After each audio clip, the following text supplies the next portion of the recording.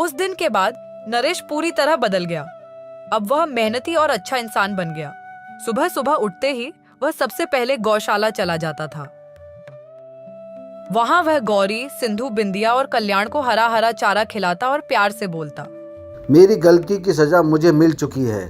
अब तुम सब मेरी जिम्मेदारी हो। आज के बाद मैं तुम्हें कोई तकलीफ नहीं होने दूंगा। मैं तुम्हारा अच्छे से ख्याल रखूंगा।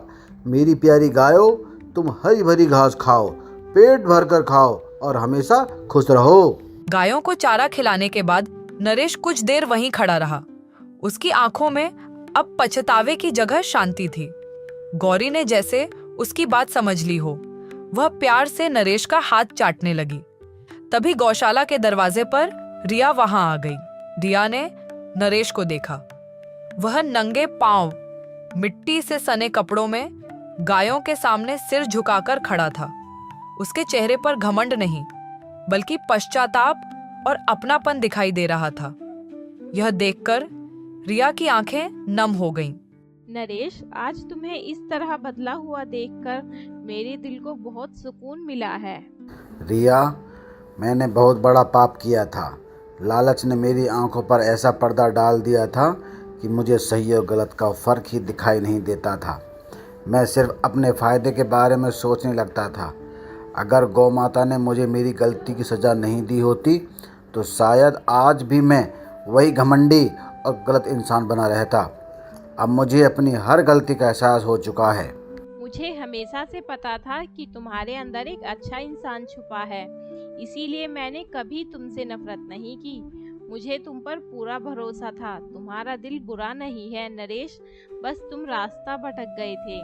आज तुम्हें बदला हुआ देखकर मुझे बहुत खुशी हो रही है। नरेश की आंखों से आंसू गिर पड़े। उसने रिया की ओर देखा और भावुक होकर कहा, आज से इस घर की रोटी भी इन्हीं के आशीर्वाद से बनेगी। अब किसी भी हाल में मैं गायों को दुख नहीं पहुंचाऊंगा। मैं उनका हमेशा आदर और सेवा करूंगा। रिया ने धीरे से नरेश का हाथ थाम लिया। उसकी आंखों में अपनापन और विश्वास साफ दिखाई दे रहा था। वह मुस्कुराई और प्यार से बोली, अगर इंसान का मन सच्चा हो और उसे अपनी गलती का एहसास हो जाए तो भगवान उसे सही रास्ता दिखा देते हैं। देर से ही सही, लेकिन तुमने अपनी गलती समझ ली, यही सबसे बड़ी बात है। अब वह दूध के लालच के बारे में बिल्कुल नहीं सोचता था। उसके लिए सबसे ज्यादा जरूरी गायों की सेहत, उनकी खुशी और उनका आराम था। वह समय पर उन्हें चारा देता, साफ पानी पिलाता और पूरे प्यार से उनकी देखभाल करता था। अब गायों की सेवा ही उसके जीवन का सबसे बड़ा धर्म बन चुकी थी। धीरे धीरे यह बात पूरे गांव में फैलने लगी। हर चौपाल और हर गली में अब नरेश की ही चर्चा होने लगी। नरेश अब पहले जैसा नहीं रहा, वह पूरी तरह बदल गया है। पता नहीं उस गाय ने कौन सा जादू कर दिया जिससे उसे इतना बदल दिया। हाँ, पहले सिर्फ वह दूध तोलता था, लेकिन अब गाय की आंखों का दर्द भी समझने लगा है। सुबह सुबह सबसे पहले गौशाला जाता है, जैसे कोई पूजा करने जा रहा हो। सच कह रहे हो। अब वह दूध निकालने की जल्दी नहीं करता, पहले गाय के सिर पर प्यार के हाथ फेरता है और पूछता है, आज तुम ठीक तो हो?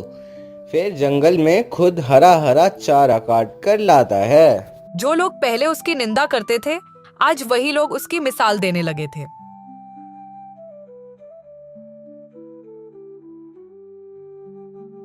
इधर रिया ये सब देखकर मन ही मन बहुत खुश थी। उसने गौरी के बच्चे का नाम कल्याण रखा, क्योंकि उसके आने से घर में फिर से सुख, शांति और खुशियां लौट आई थीं। अब गौरी और बिंदिया साथ साथ घास चरती थीं। कभी कभी वे आपस में बातें भी करतीं। देख बहन, सच की आखिरी जीत हो ही गई है। मैंने कहा था ना कि एक दिन नरेश जरूर बदलेगा। ये सब तुम्हारी वजह से हुआ है। अगर तुम उस दिन घर छोड़ के नहीं जाती तो शायद उसे अपनी गलती का एहसास कभी नहीं होता। हाँ बहन, तुम बिल्कुल सही कहती हो। आखिर जो भी हुआ अच्छे के लिए ही हुआ। मैं भी यही चाहती थी कि नरेश बदल जाए, और आखिरकार वह बदल ही गया। सच कहूँ बिंदिया, जब तुम घर छोड़कर गई थी ना, तब मुझे ऐसा लगा था कि जैसे सब खत्म हो गया। नरेश कभी नहीं सुधरेगा। उसकी आंखों में बस दूध का हिसाब रहता है, हमारी थकान और तकलीफ नहीं। मुझे भी बहुत दर्द हुआ था बहन। उस घर से जाते वक्त ऐसा लगा जैसे अपनी जड़ें ही उखाड़ रही हूँ। लेकिन कभी कभी दूर जाना भी जरूरी होता है ताकि सामने वाले को अपनी गलती का एहसास हो सके। अब देखो ना, नरेश सबसे पहले हमारा पानी साफ करता है, फिर प्यार से सहलाकर पूछता है, आज तुम ठीक हो ना? यह वही इंसान है जो कभी हमें नाम से भी नहीं बुलाता था। और हाँ, कल उसने गांव वालों से कहा कि गाय से दूध देने के लिए नहीं होती, वह भी परिवार का हिस्सा होती है। उसकी बात सुनकर मेरा दिल भर आया। हाँ हाँ, अच्छा, तो यह बात है। अब तो पूरे गांव में हमारी ही चर्चा होती है। कोई कहता है कि गाय ने नरेश को इंसान बना दिया, तो कोई कहता है कि इस घर में कोई चमत्कार हुआ है। हाँ हाँ, सच में बड़ा कमाल है। लेकिन ये चमत्कार नहीं बहन, ये समझ है। जब इंसान को समझ आ जाए कि प्रेम डर से नहीं बल्कि दया और अपनापन से जीता जाता है, तभी असली बदलाव आता है।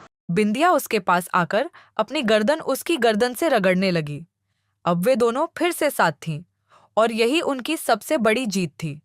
इसके बाद दोनों शांति से साथ साथ घास चरने लगीं। नरेश का बदला हुआ रूप देखकर पूरा गांव हैरान था। जो पहले सिर्फ दूध और पैसों की सोचता था, अब वही गायों को अपने बच्चों की तरह प्यार और देखभाल देता था। लेकिन उसके इस बदलाव की असली परीक्षा अभी बाकी थी। एक दिन गांव में अचानक भयंकर सूखा पड़ गया। तालाब सूखने लगे और हरी घास मिलना मुश्किल हो गई। गायों के चारे और पानी की कमी से गांव के लोग परेशान हो उठे। अरे, घास और पानी सूखने लगे हैं, अब गायों को क्या खिलाएंगे? दूध देना भी कम हो जाएगा, तो घर का खर्च कैसे चलेगा? तभी नरेश के पास उसका पड़ोसी आ गया। नरेश, अब तो तेरी हालत बहुत बुरी है। घास पानी कुछ बचा नहीं है। क्यों ना गाय बेच दी जाए, थोड़ा पैसा मिल जाएगा तो घर भी चल जाएगा। नरेश ने बिंदिया की ओर देखा, फिर छोटे बछड़े कल्याण की तरफ। सूखे की चिंता और घर की मजबूरी के बीच उसकी आंखों में आंसू भर आए। कुछ पल वह चुप रहा, जैसे अंदर ही अंदर कोई बड़ा संघर्ष चल रहा हो। नहीं, अब मैं किसी भी मजबूरी में गौ माता को नहीं बेच सकता। चाहे हालात कितने भी कठिन क्यों ना हो, मैं उनका साथ नहीं छोड़ूंगा। सूखे के दिनों में नरेश रोज दूर दूर से हरी घास लाने लगा। वह कठिन रास्तों से होकर भी गायों के लिए चारा जुटाता था, ताकि उन्हें किसी तरह की कमी न हो। नरेश खुद भूखा रह लेता, लेकिन गायों का पेट भरता था। वह सूखे के दिनों में भी दूर दूर तक जाकर हरी घास ढूंढकर लाता और पूरी मेहनत से गायों की देखभाल करता था।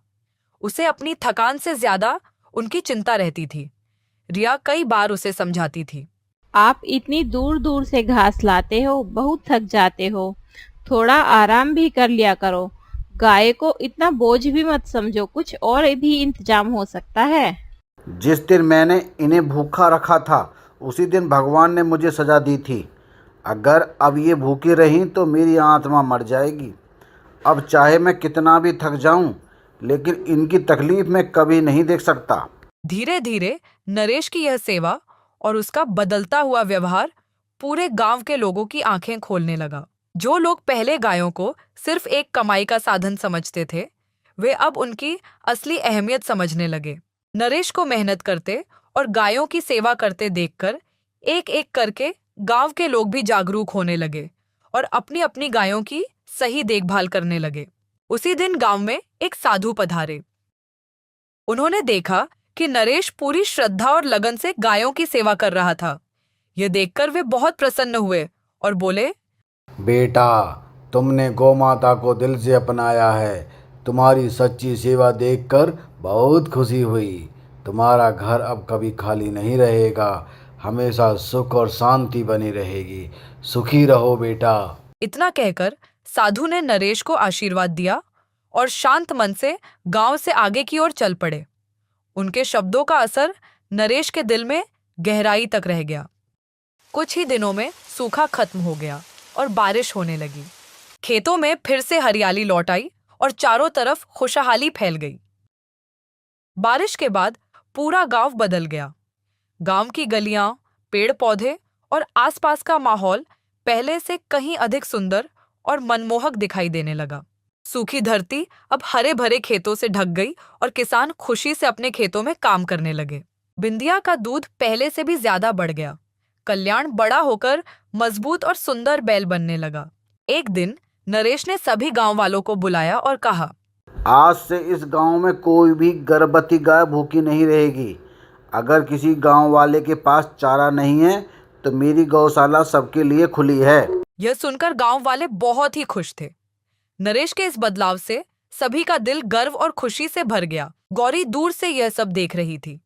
उसकी आंखों से आंसू बह रहे थे, मानो वह मन ही मन कह रही हो कि दया कभी व्यर्थ नहीं जाती। अब गांव में नरेश का नाम इज्जत से लिया जाने लगा था। उसकी गौशाला दूर दूर तक मशहूर हो गई थी। लेकिन जहां अच्छाई बढ़ती है वहां ईर्ष्या भी पैदा हो जाती है। पास के गांव से हीरालाल नाम का एक व्यापारी नरेश की गौशाला देखने आया।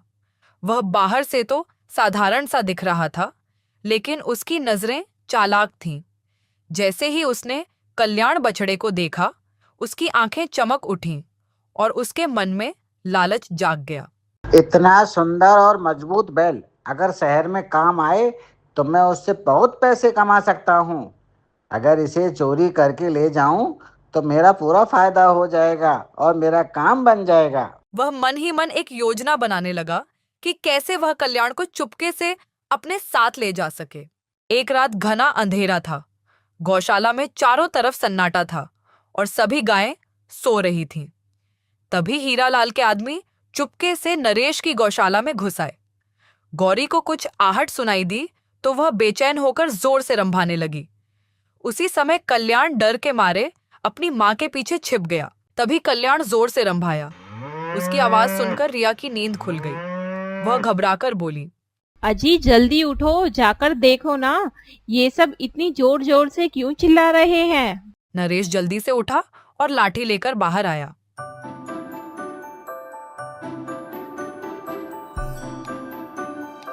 रिया, रिया जल्दी आओ, देखो कल्याण गौशाला में नहीं है। पता नहीं उसे कौन और कहाँ ले गया। रिया घबराकर गौशाला में पहुंची। चारों तरफ नजर दौड़ाते ही उसकी आंखों में आंसू आ गए और वह रोते हुए बोली, अरे कौन चुरा कर ले गया मेरे कल्याण को।